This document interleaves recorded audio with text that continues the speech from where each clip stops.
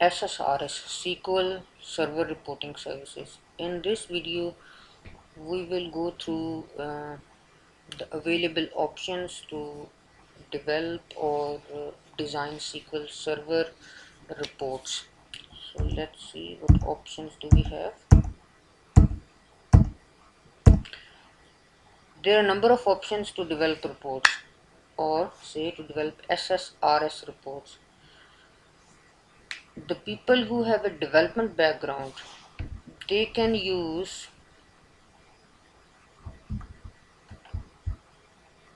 Business Intelligence Development Studio or Visual Studio 2008.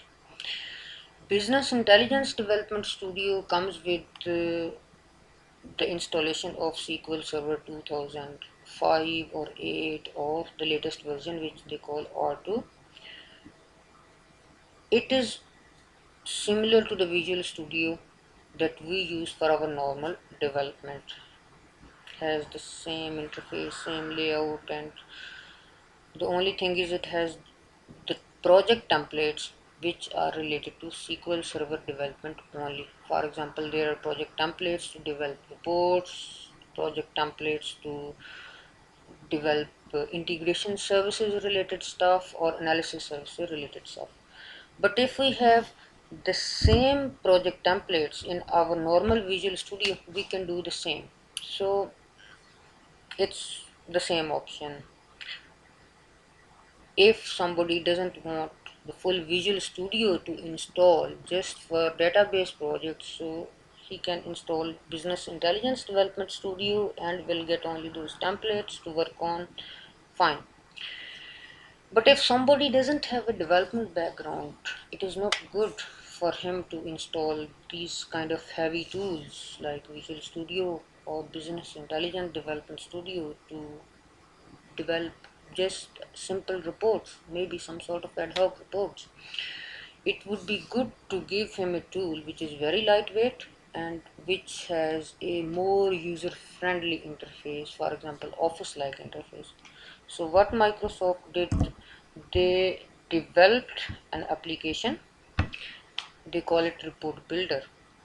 It is a very simple application, lightweight and Office-like interface, and any normal user can use this application to develop reports. There are multiple versions available for the report builder. Version 3 is the latest one, but the problem with version 3 is that it doesn't work with 2008. If you have SQL Server 2008, you need to have version 2 of the report builder, because version 3 only works with SQL 2008 R2, the latest release. As we do not have the R2 installed yet, so we will be using version 2 of report builder with normal 2008 SQL Server. Okay, at next step we will try to develop a simple report using version 2 of report builder, and we will see what are the main steps to build a simple report. And then what is the RDL file? RDL file is the report file, like in our normal crystal reports we used to have RPT file containing all the definition, the layout, and all the report related stuff as an RPT file, a binary file. Over here it is everything related to a report, like the source of data, the query or the data set, the layout, page or footer details, everything will be in the RDL file. And this is not a binary file, it's a XML file like syntax, but obviously it has a structure or schema like the RDL file.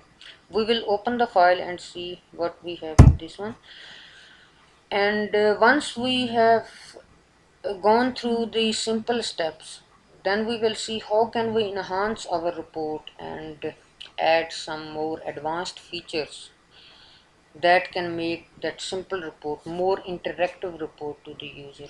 By interactive I mean like if user want to build a report based on certain parameters by specifying some value. For example, if user say give me the list of all the products where the product category is this or whatever, so dynamically user should be able to specify these parameters or the value of these parameters and request the system to build the report on these parameters, and system should be able to do this. Or a user can do sorting on the report, or if there are some filtering options available. So let's see and try to build a report using report builder version 2. Okay, as I said, we will be using report builder 2 to develop a report.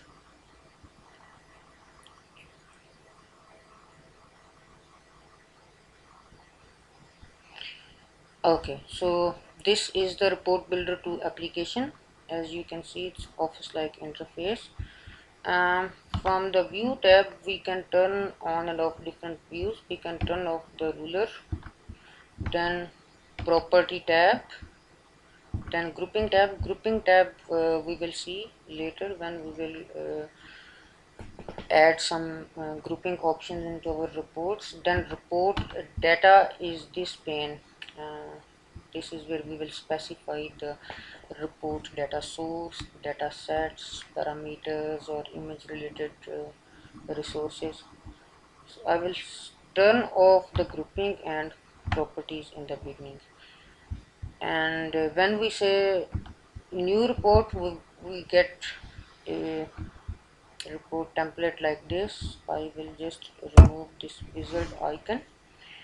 So the first thing we need to add into a report is where the data will come from, because report has to deal with the data, so there should be some data source, and we can go here and say add new data source.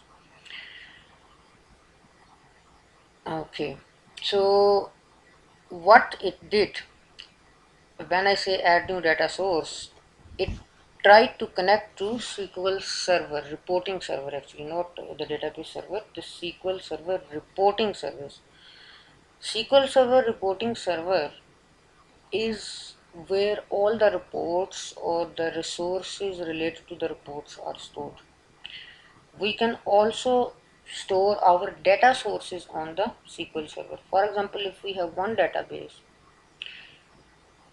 say AdventureWorks database, and we have 10 reports that works on the same database, so it would be good to have the data source at one common point and all those reports sharing the same data source, instead of building that data source and embedding that data source into each report. But when we come to add a new data source, we have both of these options available. For example, I can say data source whatever I can whatever the name I give. I have the option to use a shared connection or use a connection embedded in my reports. In this option I can select which is my source of the data, SQL Server, Oracle or any other database, and I can build the data source like we normally do. For example, in this case LTGDB dev1, and my database will be AdventureWorks 2008. Fine, but what I will do, I will prefer to use the data source that I have already defined on my server. So it is just shared data source. It is coming from shared data sources from the server, and the name is AdventureWorks. I will select this option and say okay. So I have my data source added. Next step is to add the data set. So data set is like what data from this data source we want. In simple word, we can say what will be the query that will fetch the data and what sort of columns will be available. So I will say add data set. Now over here I have options. I can use query designer to build my query, or if I've already some query file, I can import it. And easiest way here would be to just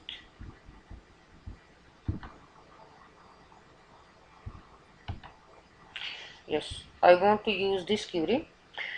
What I'm doing in this query is I have a product table called dim product, and I'm selecting some column. Very simple query, nothing complex. I will bring in here, paste it, and if you want to verify, okay, so data is available for this report, and say now you can see the all the available columns have come here. Okay, no, I have added the data set. So that means this data set will give me the data based on the query that I have added. How to display the data set? There are number of tools available, number of controls available, table, matrix, chart, gauge, list, and then other controls like text box, image, line, rectangle, sub report, header and footer. Yes, let's say we use the table control. I add the table control here.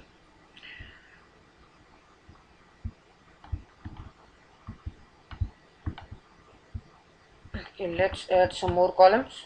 Insert columns to right, insert columns to right, and insert columns to right. Okay, now from the data source, the columns that are available in the data source, I have the option to drag and drop the columns from here to the report. This is one way. Other way is I will simply click here and the list will pop down and I can see, I can select. And the third option is, if you don't want to go this way, you can actually select, right click and select properties and expression, and from expression we can say fields dot whatever the field is, for example status dot value. But obviously this is not a preferred way. If there is a spelling mistake, the system will not check at the moment, and the only point where the mistake will be checked is when the report will be tested or executed, and we don't want to do that. So the best way is to do drag and drop or just select from the list. Okay, start date, and just let's put some columns. Fine, so now we have added some columns here.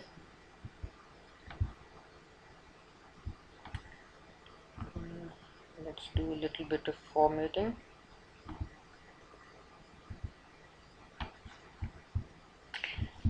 You might have noticed one thing, like when we dropped product key, it has automatically built the header and have put spaces between them as well.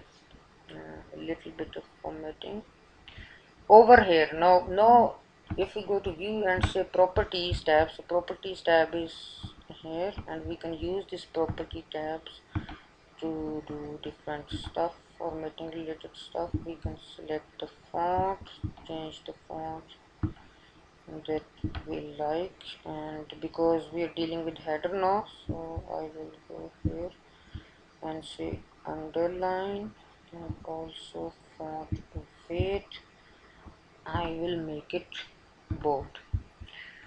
For the data rows, okay, color is fine, black. Let's make the same font. Okay, and this is the execution time, and if we want to add the page number, we can add the page number here using the built-in fields. And if we want to specify like page 1 of 3, then we can do as well using this total page. Okay, and this is a normal text box. I can simply double click and say product report, and if I have to do something else over here at the header level, I can insert a text box here, and can simply say GB or whatever, or if you want to put a logo, we can put an image in the report. Okay, now if I want to test it, I will simply go to run and click on the run.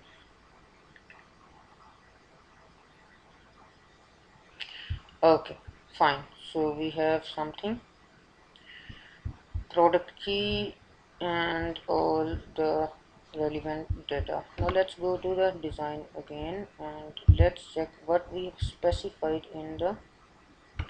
Okay, in here I have specified a where condition. So let me remove this where condition and let me get some more data on my report.